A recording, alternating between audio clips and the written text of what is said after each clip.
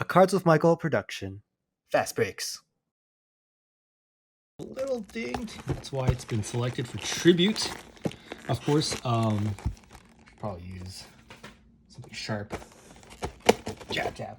Of course, today was the first day of Zendikar Rising, which is great and all, crazy and all. Oh man, so many things to talk about. Expeditions, fetch lands, foil fetch land expeditions. Have you guys watched the trailer yet? If you haven't, you should go check it out. Of course, nice. Got a box hopper. Oh yeah, this box is fully sponsored by Ali. Thank you so much. Doing that sponsoring. Alright, let's make sure we have 24 packs and then let's get going. Oh man, I've been debating doing a dedicated video on my reactions and thoughts about Zendikar Rising. I'll kind of talk about them a little bit here, but the first thing I need to say is what is going on with collected boosters. Like, I don't know if you guys have done the math or just kind of figured out yourselves, but the value in them this time is so insane that I am just blown away. Like, literally blown away. Alright, we got 24 packs. Sweet. Put the box aside. Get to work. Like, no, but seriously, like, there's almost like too much value, right? So, if you haven't read already, of course, every single box you buy will have box toppers, all right? And all the box toppers, there's 30 potential box toppers. Here we go for first two rares. Salvage Titan Brutaclad. And the thing with the box toppers is they're all going to be non-foil, okay? All non-foil box toppers. But collector boosters have a slot that could potentially have a foil expedition, fetch land, or a box topper. All right, so and they also said that the ratio is 1 out of every 6, which is, so you know, you can expect about 4 box toppers or 4 expeditions. They just call them expeditions for the sake of clarity. 2 foil, 2 non-foil per collected booster. All right, now that is a lot.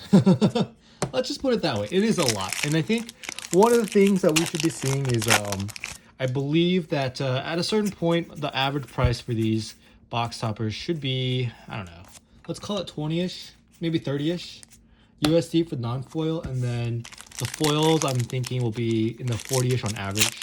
Obviously the polluted deltas and, you know, the fetch lands are, the blue fetch lands are going to be worth more. The non-blue fetch lands are going to be worth less. Oh, Blood Moon action up here. Okay, all right.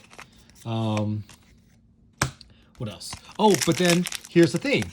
Set boosters will also come with a foil, sorry, a box topper, a non-foil box toppers, and draft boosters will come with a non-foil. What was I calling Rift? That's a little action there. Will come with non-foil topper as well. Okay, so that's that. Okay, so let's talk price, because like draft boosters haven't moved in price. They first little mythic, a little land tax action, nice. But I will say that collected boosters are on the rise. Set boosters, I don't know, they were already kind of high at 130, so they're not moving, they're not changing that. This announcement from today doesn't really impact set boosters as much. They'd have to really kind of sell set boosters again, otherwise.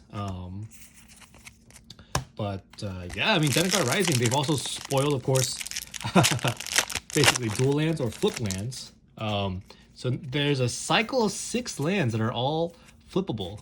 Now, once again, this is a fast break. I would love to have my oh, hey, another mythic sword, sort of War and Peace. Nah, we were like halfway through the box. We only got 2 mythics, not exactly the marquee mythics. All right, so yeah, we have the lands. They're dual lands. Gosh. Does this have to be a fast break video? I'd love to just show you those lands, but I'm not gonna take the time to edit on this one. I will, of course, hit a little Hammer of Dazan. Still about, is it what, 10? I want to say 10, 8, maybe. But yeah, those lands look really exciting. So basically, the way they work is you can choose at the time when you're playing if you want to play one side or the other. So for example, there's one that taps for red and one that taps for blue on the other side. And the most important thing is it comes into play untapped.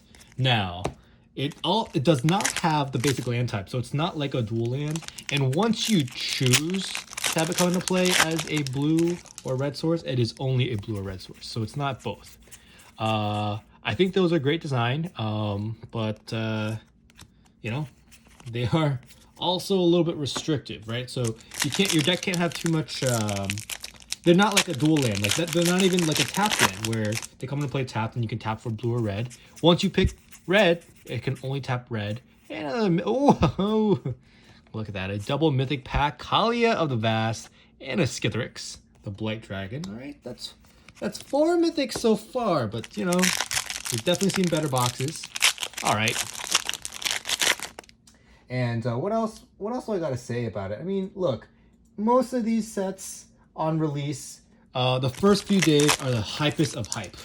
You know, like what can, because if you think about it, the way pre-orders work is you're never gonna have as much time to pre-order as you have right now. Foil rare. Whoa, look at that. This is a quadruple foil pack, or a quadruple rare pack. We got a foil rolling earthquake and a foil exploration. All right, solid pack right there. And so yeah, usually we'll see that the beginning of the spoiler season is always the spiciest. So guys, don't be too hyped into it yet. All right, like we still do have Commander Legends. Just because there's fetch lands and expeditions doesn't mean this is going to be the best set ever. Let's wait and hold our judgment. But I will tell you that it's selling very crazily. I've seen a lot of stores sell out. I've seen the eBay stores sell out. I've seen prices creep up. It's yeah, we're in for another season of hype. And that is what Wizards has been really good at doing lately. So kudos to them on generating another good set. Of course, what also has been spoiled today are all of the next year's or next half year's sets. So I'm just gonna let you guys Google it. I'll probably put an image or something later in the next video. But yeah, we are returning to kind of like a what is it, like a Viking style set, and then also like bird wizards is what I'm seeing basically. And of course that Dungeons and Dragons throwback. Whoa, a Firelith Thicket followed up by a Jace the Mind Sculptor. Look at that. What a pack over there too. I think that's going to be awesome. I think that's going to be an awesome set as well. The Dungeons & Dragons throwback, which we're already kind of doing. If you haven't noticed, one of the mechanics in Zendikar Rising is full party, which is if you have one of each, which is a rogue, cleric, warrior, and, well, rogue, warrior, cleric, huh? I forgot what the other ones are. Oh, well, you'll, you know, get the goods.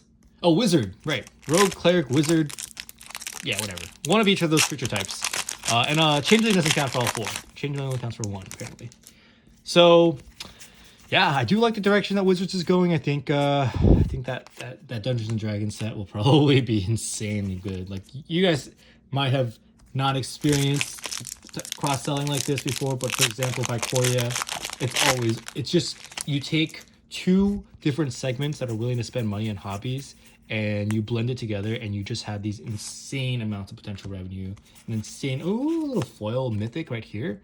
Avenger of Zendikar. All right. So far, this box has been, I would say, above average. It really depends on the toppers, of course. It's always the foil box toppers, or the non-foil box toppers, that really change value. One thing I will say, though, is that whenever there are sets where, like, the better collected boosters are, the worse draft boosters and the value of singles are. So if you can imagine, people are going to be cracking these collector boosters just for those box toppers. So also collector booster packs are going to be a little bit less valuable than usual, because you have to factor that in, that that full boxes do have the toppers and individual packs do not. So things to keep in mind. But yeah, singles prices for this set. Oh, another mythic to end things off. A Trinisphere. All right, Ali. I see you. Full Treasure Mage. So yeah, to end things off, please do some research on Zendikar Rising. All the materials out there. I'll put some links in the description below for you to go get some research. Here's our mythics, of course. Wow, look at that. What is this? A 7 mythic box with a foil Avenger of Zendikar. The Jace, of course, is spicy pull. All right, let's look at the box toppers. But yeah, I'm thinking about doing a reaction video. It just takes some time for me to collate everything, but I think I can make everything kind of sound simple. The main thing I want to talk about is Zendikar collectors, because I think that's the most important thing to talk about. And boom, crop rotation, followed up by a pro Chromux. All right, not bad, not too shabby at all. All right, that is the box. Thank you everyone for watching. I will catch you on the next one.